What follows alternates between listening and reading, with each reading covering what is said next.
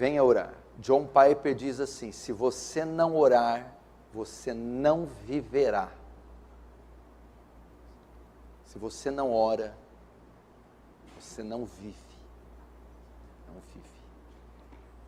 Quanto aos pregadores, isso para oficiais, para pregadores. Leonard Ravenhill diz que o pregador que não ora pelo menos 2 horas por dia não vale um vintém. Diz também que o pecador para de orar, mas o homem de oração para de pecar. Diga-me o quanto um homem ora e eu direi o quanto ele é grande diante de Deus. Perguntaram uma vez para ele: tal pregador aí famoso, o que você acha? Você acha que ele é homem de Deus? Ravenhill respondeu: não sei, nunca orei com ele. Deixa eu orar com ele, eu vou saber. Crente que não ora está fadado à falência, ao fracasso, à queda. Não presta para muita coisa não. Precisamos orar. Paulo diz em Tessalonicenses: orai sem cessar. A.W. Tozer também diz que Deus não se curvou à nossa pressa nervosa, e aquele que quiser algo de Deus deve aprender a gastar tempo, e muito tempo, em oração. Precisamos redescobrir essa arte maravilhosa de oração. Todos os homens e mulheres que se destacaram ao longo de 2000 anos de história da igreja, pode ver qualquer um, homem e mulher, tinham algo em comum: eram homens e mulheres de oração. Oração secreta, não é aquela no almoço, ou aquela para dormir, não, ou nos cultos, é aquela com o quarto fechado, é o quarto de guerra. Precisamos redescobrir esse ofício. Por que há tanto pecado no meio do povo de Deus? Porque há tantas feridas e mágoas nos corações, porque há tanta fraqueza em cristãos. Não oram, não tem vida de oração regular, prática, intensa. Aprenda a orar, meu irmão. Aprenda a dobrar os seus joelhos. Eu lembro quando eu conheci o Paul Washer, quando eu fui encontrar ele pela primeira vez, ele disse para o discípulo dele que queria conhecer alguns pastores no Brasil. A primeira vez que ele veio no Brasil. Falou: procure alguns pastores que eu quero ter algumas alianças com ele. Aí ele disse para o discípulo: mas a primeira coisa que eu vou fazer quando encontrar esses pastores é levantar a calça deles e olhar os joelhos deles, para ver se tem marcas, para saber se são homens de oração. John Piper também fala que o Facebook, o Instagram, o WhatsApp, as mídias sociais, no dia do juízo, serão a prova que nós não oramos, não foi por falta de tempo, foi por causa do desperdício com essa baboseira audiovisual, que é essas porcariada que você está cansado de saber. Gaste tempo com Deus, acorde de madrugada, faça votos de buscar Deus na madrugada, tire um dia da semana para jejuar e passar só com água, Bíblia e oração. Sua vida não vai ser mais a mesma. Deixa um pouco de entretenimento. Nem nosso cérebro, nem nosso físico tem estrutura para suportar tanta informação de celular, computador, de televisão. Vá para o campo, vai sentir a brisa da natureza, o verde, os pássaros. Ande com Deus, caminhe com Deus, horas e horas a fio. Martinho Lutero dizia que quanto mais serviço ele tinha no dia, mais ele tinha que orar. Ele dizia assim: eu tenho tanta coisa para fazer hoje, mas tanta, que se eu não passar pelo menos 2 horas em oração, eu acho que eu não vou conseguir. Diferente de nós, que a gente não ora porque tem muita coisa para fazer. Ele não. Tenho tanta coisa para fazer, que se eu não gastar pelo menos 2 horas com o Senhor, temo não conseguir realizar. Mulheres, onde estão as mulheres? Susana Wesley tinha 11 filhos. Tinha que cuidar de 11 filhos, mas conseguia arrumar tempo para se trancar no quarto sozinha e passar pelo menos 1 hora em oração com Deus. A mãe do Dr. Joel Bick, ele pregando aqui na Conferência Fiel 2012, disse que eu sou um homem que cresceu vendo minha mãe orar, por exemplo. Meu pai às vezes me chamava para sair, Enquanto isso, eu via minha mãe entrar no quarto para orar. Passava 2 horas, eu e meu pai retornávamos. E lá estava minha mãe ainda, imóvel, no quarto, orando. Precisamos de testemunhos como esses. Precisamos de mulheres como essas. Jovens, então. E os jovens? Não estudam, são preguiçosos, são mundanos, são carnais, são rebeldes, nem sequer sabem orar, quanto mais passar orando mais de 15 minutos. Temos que ensiná-los. Lembra de Daniel? Orava 3 vezes ao dia, de manhã, à tarde e à noite. 3 vezes ao dia se colocava de joelhos diante de Jerusalém para orar. Se nós ouvirmos o testemunho dos jovens, David Brainerd, ele fez um diário onde ele registrava o seu momento devocional. Geralmente em diário a gente mostra o que fez no dia, onde visitou, o que fez, o que viajou. David Brainerd registrava no seu diário o seu momento devocional, o tempo que ele passava com Deus em oração. Ele descrevia o que ele sentia. Geralmente ele orava 2 horas pela manhã e mais 2 horas à noite ou à tarde antes de dormir. Um missionário franzino que foi pregar para os índios silvícolas nos Estados Unidos da América. Morreu com 29 anos, tuberculoso, vomitando pedaços dos rins. Perguntaram para Jonathan Edwards. Jonathan Edwards é o que pregou um sermão, Pecadores nas mãos de um Deus irado. O maior sermão, mais conhecido e poderoso depois dos apóstolos. Pregou esse sermão há 300 anos e ninguém esquece desse sermão. O sermão foi tão poderoso que as pessoas se agarravam nas colunas da igreja onde ele pregou, pensando que o juízo final tinha chegado. Perguntaram para esse homem, Jonathan Edwards, qual a sua maior experiência com Deus?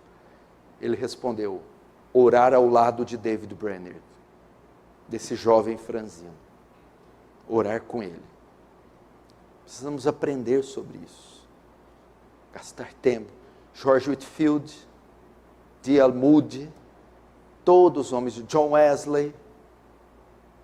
Eu visitei a casa de John Wesley, lá na Inglaterra.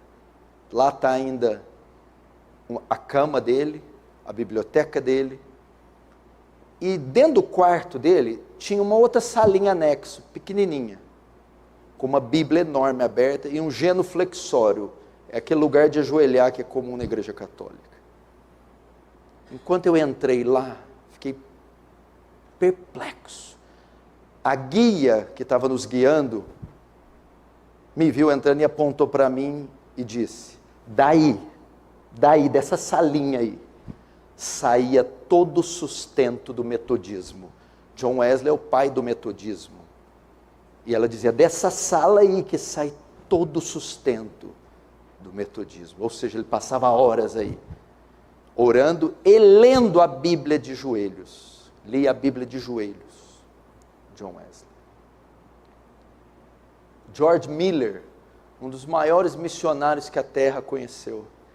Ele falou que intercedeu pela conversão de alguns amigos dele 50 anos. 50 anos que eu estou orando para a conversão de algumas pessoas. E creio ver muitas delas no céu. William Booth, do Exército da Salvação, também da Inglaterra. Um homem conhecido porque ele criou o Exército da Salvação. Era um ministério que ele dividia os grupos em hierarquias, capitão, coronel, soldado, tudo com o viés evangelístico.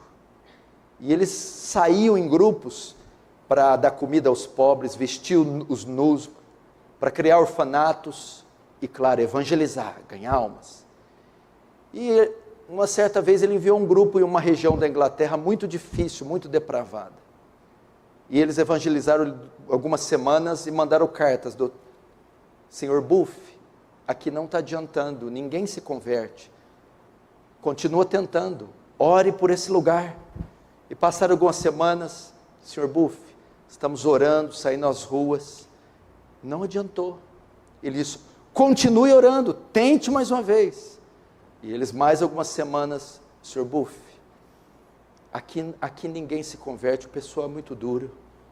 Então ele respondeu, tente com lágrimas agora. Então essa equipe começou a chorar e prantear e jejuar e orar. Então, os corações começaram a se abrir e almas se converteram naquele lugar. Como começou o grande avivamento que varreu a Inglaterra? Estava acontecendo a Revolução Francesa, que estava trazendo um banho de sangue em toda a Europa. Eles falam que teve um fato que livrou a Inglaterra do banho de sangue da Revolução Francesa. Foi que alguns jovens começaram a orar, criaram um grupo chamado Clube Santo, e começaram a orar na capela da universidade, de madrugada. Dentre esses jovens estava John Wesley, Charles Wesley e George Whitefield. E na noite de 1731 de dezembro de 1734, o Espírito Santo desceu sobre esses jovens. Então iniciou um avivamento que varreu a Inglaterra inteira, cujo maior nome foi John Wesley. Como começou? Uma meia dúzia de meninos orando de madrugada, pedindo, Senhor, me enche do Espírito Santo. Senhor, me enche do Espírito Santo. Senhor, me enche do Espírito Santo. Essa igreja, esse ministério, nasceu debaixo de oração, de muito jejum, onde eu e também um grupo de meninos passávamos madrugadas e madrugadas e madrugadas e meses e anos pedindo o poder do Espírito Santo. Eu me lembro de uma vez, vou ter liberdade de contar isso, que em um só dia eu orei 12 horas, e das 12, 8 foram ininterruptas, buscando a face de Deus.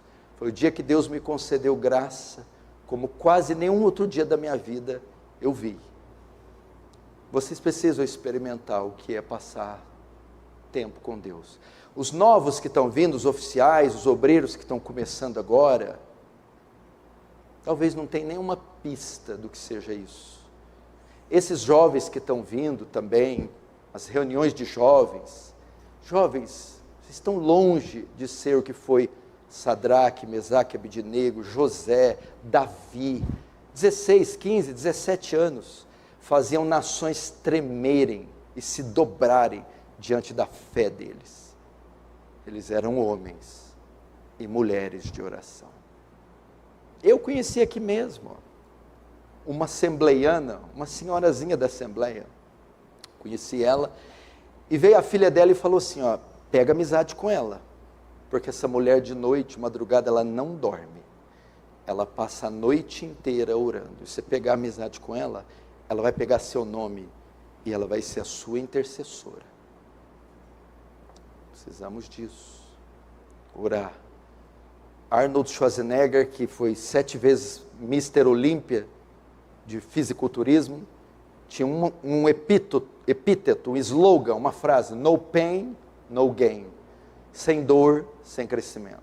A nossa frase deve ser, no pray, no gain, sem oração, sem crescimento. Pastor, orar é fácil? Não. Orar dói. Orar requer esforço, disciplina, requer. É para qualquer um? Não é. Você já viu 10 pessoas ganhar a medalha de ouro na mesma prova? Não tem, é uma só. Tem 10 Michael Phelps? Não tem. 10 Pelé? Não tem. Quem são esses? Cheio de talento. 6 horas por dia dentro da piscina, 6 dias por semana. É isso aí que dá ouro, não é talento não. Pergunta para o Cristiano Ronaldo se é talento. Treino, disciplina. Mas eu vou ter que deixar a pizza e jejuar? A televisão para orar? Os amiguinhos, a comunhão para ficar sozinho no meio do mato com Deus? Exatamente. Um atleta não faz isso? Vamos para a balada, não posso, preciso participar da Olimpíada. Vamos comer bolo de chocolate, não posso, preciso ganhar a Olimpíada. Vamos namorar, ficar, não posso, Olimpíada. Vamos acordar, dormir tarde, não posso, Olimpíada. Paulo vai falar, eles, para ganhar uma coroa corruptível, de tudo se abstém. 1 Coríntios 9. Nós, uma coroa incorruptível. Imagina, a Nádia Comaneci. Durante 4 anos essa menina treinou, não teve vida para competir numa prova de 40 segundos. Acabou. Eu não posso dedicar minha vida, não para uma prova de 40 segundos, mas para a vida eterna. Ela não é fanática, radical, doida. Essa menina não sai, não tem amigo, não paquera, não come besteira, dorme cedo, para ganhar a medalha de ouro. Aí eu, para fazer a mesma coisa, eu fazendo a mesma coisa, para ganhar a vida eterna, aí sou retardado, fanático, radical. Aliás, a maioria de nós nem tem mais estilo, né? Quem chama a gente de fanático? Que jeito? Não dá nem para ter esse título. Aprendam isso. Você quer um avivamento nessa cidade? Quer ver essas cadeiras aí cheias? Quem que está aqui? Quem que você ama que não está aqui? Teu pai? Tua mãe? Teus filhos? Tua esposa? Teu marido? Amigos, vizinhos? Colegas de trabalho? Quer vê-los aqui? Ore. Ore. Eu acho que foi Ian Bounds que diz, ore até ter orado, e ore até acabar de ter orado. Ore até conseguir orar, e ore até ter orado. Ore pela sua oração. Ian Bounds diz que demora 20 anos para preparar um sermão, porque demora 20 anos para preparar um pregador. Um sermão não prepara-se na hora. Demora-se anos. O sermão vai ser ungido se o pregador for ungido. O sermão vai ser santo se o pregador vai ser santo. Ian Bounds diz que Deus não unge igreja, Deus não unge igrejas, Deus não unge ministérios, Deus não unge métodos. Deus unge pregadores. Deus unge pessoas. Moody dizia, põe fogo no seu sermão, ou pega o seu sermão e joga no fogo. Precisamos desse fogo. Sabe o que quer dizer a palavra serafim? Aqueles que queimam, que ardem em chamas, inflamados. Sabe por que os serafins fumegam? Aquele fogo não é deles, não vem deles. É por causa da proximidade que eles têm do trono, da glória. Aquela Shekinah, aquele fogo. Eles estão tão próximos que aquilo arde, queima eles. Nós temos que ser como esses serafins. Arder, queimar, inflamar. Diante da presença de Deus, em oração. David Wilkerson. Talvez esse é o maior pentecostal que a terra já viu. Ele tem o meu respeito. É o escritor da Cruz e o Punhal. Aquele que foi evangelizar as gangues violentas de Nova York na década de 60, 70. Ele escreveu um best-seller, Cruz do Punhal, e fundou uma das igrejas mais belas do mundo, a Times Square Church. Sabe como começou o ministério desse homem? Todo dia que ele chegava, ele gastava 2 horas na frente da televisão. E Deus começou a incomodar ele. Então ele falou assim, eu vou anunciar essa televisão no jornal, e se eu conseguir vender isso agora, eu vou me dedicar às 2 horas que eu gastava com a televisão em oração. Depois de fazer o anúncio, minutos depois alguém toca, ele fecha, vende a televisão e passa todos os dias à noite, no lugar de gastar 2 horas com a TV, passar 2 horas com Deus. Então surge esse ministério, Deus, o World Challenge, o Teen Challenge, e vai ser esse ministro formidável. Pra você ter uma ideia, ele fundou um ministério de recuperação de drogados, que o presidente da época, Ronald Reagan, ele elogiou e disse que é um dos métodos mais eficazes de recuperar drogados, era o Teen Challenge de David Wilkerson, um homem que ousou vender a televisão e orar 2 horas antes de dormir. Experimentou? Experimentou o sabor disso? Ser visitado por Deus?